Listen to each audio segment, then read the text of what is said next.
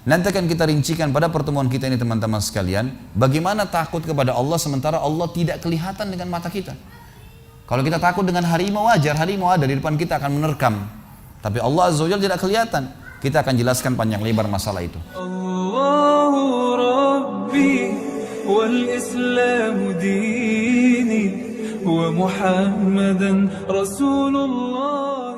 Yang pertama teman-teman sekalian, pada saat Ali mengatakan Allah at-taqwa al-khawfu minal jalil, takut kepada Allah Subhanahu wa taala, ini perlu kita rincikan. Takut kepada Allah Subhanahu wa taala, kata ulama akidah, sebagian ulama akidah mengatakan melalui dua pintu. Yang pertama, memahami hakikat la ilaha illallah.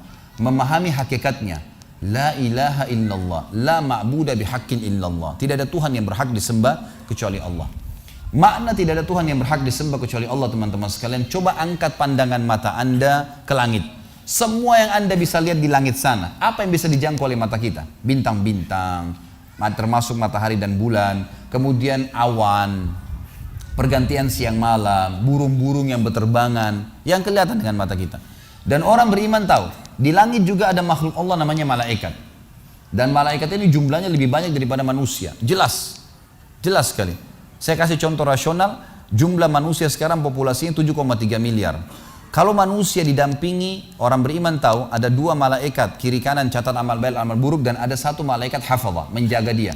Berarti setiap manusia didampingi oleh berapa malaikat? 3. Kalau jumlah manusia 7,3 miliar, berarti berapa jumlah malaikat yang mendampingi manusia saja? 23 miliar. Itu baru itu. Belum yang urus gunung, belum yang turunkan hujan, belum yang cabut ruh, belum yang tiupkan ruh, belum, banyak sekali. Gitu kan? Tidak terhingga jumlahnya. Jadi di langit sana ada jumlah malaikat. Nanti akan saya jelaskan papar juga ini sedikit, insya Allah besok subuh. Tapi yang jelas di sana ada makhluk Allah. Di sana itu semua, ya, yang kelihatan dan tidak kelihatan di langit, disimpan dulu contoh ini. Di bumi yang kelihatan dengan tidak kelihatan oleh mata kita, manusia misalnya, kita tahu ada paras wajah berbeda, ada warna kulit berbeda, postur tubuh berbeda, gitu kan? Kemudian bahasa, gitu, suku, bangsa dan seterusnya. Kemudian juga yang kelihatan yang lain hewan-hewan, jutaan spesies hewan yang ada di daratan dengan beragam macam karakter sifat-sifatnya. Kemudian yang ada di lautan, miliaran jumlah makhluk ini, ya, hewan-hewan ini. Kemudian tumbuh-tumbuhan, ada yang besar, ada yang kecil, ada yang warna hijau, ada yang warna kuning, warna merah, buah-buahannya beragam macam, sayur-sayurannya, ada yang di bawah tanah, ada yang merata dengan tanah, ada yang tinggi menjulang ke langit dan seterusnya. Kemudian juga yang lain-lain, yang kelihatan apalah, air, ya, batu dan seterusnya. Dan yang tidak kelihatan, kita tahu ada makhluk Allah tidak kelihatan seperti jin misalnya di bumi ini. Kita juga tahu ada makhluk Allah yang tidak kelihatan, perasaan manusia, suka, sakit, senang, ya, sedih. Bisa dirasakan tapi kita tidak lihat. Ada makhluk semuanya. Semua itu teman-teman sekalian, yang di langit tadi kelihatan tidak kelihatan, di bumi kelihatan tidak kelihatan, kalimat rahasianya la ilaha illallah. Gak ada yang menciptakan, mengurus, mengawasi, ya, mengontrol, memiliki dan memusnahkan kecuali Allah. Ini makna hakikatnya. Orang kalau faham makna ini teman-teman sekalian, tidak akan pernah takut, bergantung, memohon kecuali kepada Allah. Saya kasih contoh. Seorang salaful ummah dari tabi'in pernah mengadakan perjalanan perniagaan dari Baghdad, ibu kota Irak, ke Damaskus, ibu kota Syria. Zaman dulu orang mengandalkan cahaya matahari. Gak ada penerangan kayak kita sekarang. Jadi orang kalau pagi jalan sampai menjelang terbenam matahari, mereka tinggal di situ, tunggu sampai besok nginep, besok terbit matahari baru jalan lagi. Karena mereka nggak ada penerangan. Orang ini kebetulan sebelum tiba di Damaskus, pas waktu maghrib dia tiba di sebuah hutan. Hutan ini lebat, gelap, ya. Bayangkan kalau Anda di posisi ini gelap di hutan sendirian, nggak ada orang-orang dan hutan ini liar, gelap sekali. Maka dia terpaksa nginap, tunggu besok terbit matahari baru bisa jalan. Kalau dia keluar juga jadi kacau kemana-mana jalannya, gitu kan.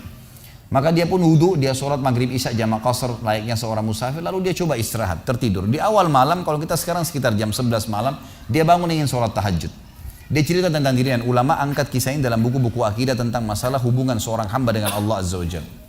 Yang terjadi teman-teman sekalian, pada saat dia sholat, dia bilang, selesai saya 2 rakaat pertama, saya ingin berdiri ke rakaat tahajud selanjutnya, tiba-tiba saja di depan mata saya ada seekor harimau meraung dengan keras, siap menerkam saya.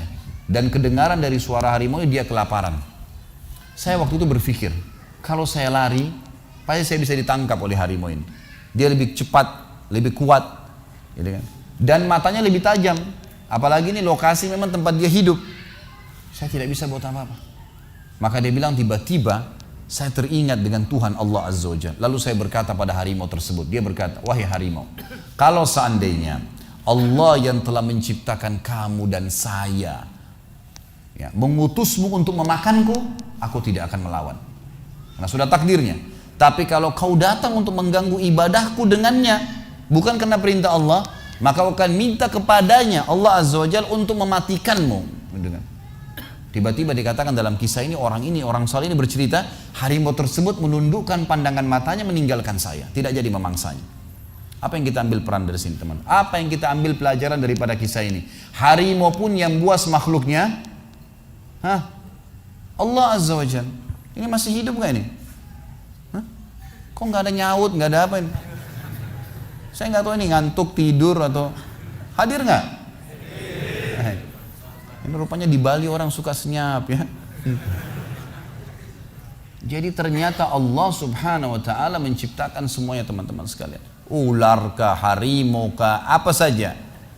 Salah satu kebahagiaan seorang mukmin yang kenal Tuhannya adalah tidak akan pernah takut kepada raja zalim, kepada pasukan yang 10.000, 1 juta, apa saja tidak akan pernah dia takutin, karena tidak akan mati kecuali ajalnya datang, gitu kan. Subhanallah. Kisah Al-Ala Al-Hadrami, seorang sahabat Nabi yang mulia. Beliau pernah diutus oleh Nabi SAW untuk berperang. Begitu tiba di sebuah mulut hutan, hutan itu agak lebat, gitu kan. Begitu tiba di mulut hutan, beliau ingin menyeberang. Tapi beliau utus dulu ya, beberapa pimpinan pasukan, coba cek hutan ini, bisa dilewatin nggak? Mereka kecek, setelah ngecek, beliau mengatakan, wahai Amir, pemimpin nggak bisa lewati. Ini hutan terlalu lebat. Juga kita tidak tahu di mana jalan keluarnya, penuh dengan hewan-hewan buas. Kalau Anda paksakan lewat, pasukan Anda akan habis. Apa kata beliau? Baiklah, setelah saya bertakbir 3 kali, ikutin saya. Maka beliau pun mendekatkan kudanya lalu berkata, berteriak dengan suara keras, wahai semua yang ada di dalam hutan ini, yang mendengarkan suara saya atau tidak mendengarkan suara saya, kalian tahu kami siapa? Kami adalah utusan Rasulullah SAW berperang di jalan Allah. Maka mudahkanlah jalan kami untuk keluar dari hutan ini. Dalam riwayat ini dikatakan dan yang disaksikan oleh para sahabat, hewan-hewan yang biasa saling memangsa, kayak harimau sama rusa, gitu kan, serigala sama kelinci, semuanya bersebelahan, saling bersatu, berdempetan untuk menunjukkan jalan keluar pasukan mujahidin, sampai mereka keluar tidak digigit satu orang pun. Kekuatan keyakinan kepada Allah Azza wa Jalla ini luar biasa. Kisah yang unik yang lain adalah surat Umar bin Khattab kepada sungai Nil. Pernah Amr bin As radhiyallahu anhu, sahabatnya, waktu masuk ke Mesir, begitu beliau dinobatkan jadi gubernur, baru minggu pertama, baru pekan pertama, tiba-tiba air sungai Nil, air sungai hilang, habis. Ini bukan musim kemarau ini, habis, hilang tiba-tiba. Lalu Amr bin As panggil pimpinan-pimpinan orang suku Kipti, orang asli Mesir, datang semua, yang sudah masuk Islam tentunya. Ditanya oleh Amr bin As, apa yang terjadi nih, sungai Nil kok bisa begini? Dia bilang, wahai Amir, wahai gubernur, ini sudah sering terjadi begini. Ini setiap tahun begini. Lalu kata Amr bin As, apa yang kalian lakukan? Kami selalu melempar tumbal, lempar sapi, lempar kambing, dan yang paling cepat airnya keluar kalau kami lempar tumbal anak gadis. Dari mulut sungai Nil dilempar ke bawah, diikat, begitu jatuh, kebentur kepalanya, keluar darah, begitu netes darah langsung keluar air. Kata Amr bin As, demi Allah ini nggak ada dalam Islam. Dari mana ini? Saya akan tulis surat kepada Amir bin Umar bin Khattab, kirim surat. Begitu tiba tangan Umar bin Khattab, Umar mengatakan, wahai Amr bin As, ini balasan surat saya, dan bacakan surat saya kepada sungai Nil. Suratnya dari hamba Allah Umar bin Khattab, gitu kan, kepada sungai Nil. Kalau seandainya selama ini kau ya, mengalir karena tumbal yang dilemparkan kepadamu, hai Nil, kami tidak ingin kau mengalir selamanya. Tapi kalau kau mengalir atas nama Allah Al-Jabbar yang maha perkasa, maka mengalirlah dengan atas nama Allah itu. Semenjak itu air sungai Nil keluar, tidak pernah hilang sampai sekarang. Ternyata permainan syaitan menyesatkan manusia. Coba bagaimana kekuatan akidah seseorang yang sudah mengenal Tuhannya Allah Azza wa Jalla. Jadi luar biasa kisah-kisah mereka ini. Memahami hakikat la ilaha illallah ini, teman-teman sekalian, bahwasanya semua selain Allah adalah makhluk. Kita sama air, sama batu, sama apapun sama. Jangan pernah takut dengan mereka. Nggak perlu takut, nggak perlu menggantungkan nasib. Dokter hanya bisa tulis resep semoga lekas sembuh, nggak ada pasti sembuh. Tapi Allah Azza wa Jalla menjanjikan, kata Ibrahim alaihissalam, wa idza maritu fahuwa yashfin. Kalau saya sakit pasti Dia yang sembuhkan. Dan para sahabat teman-teman sekalian, kalau sendal mereka putus, mereka mengangkat tangan ke langit mengatakan, ya Allah, sendal saya putus, gantikanlah. Lihat bagaimana kekuatan keyakinannya kepada Allah Azza wa Jalla. Yakin Allah itu memang ada di langit sana. Allah itu Sami', maha mendengar, Basir, maha melihat, Alim, maha mengetahui dan segalanya. Gitu kan?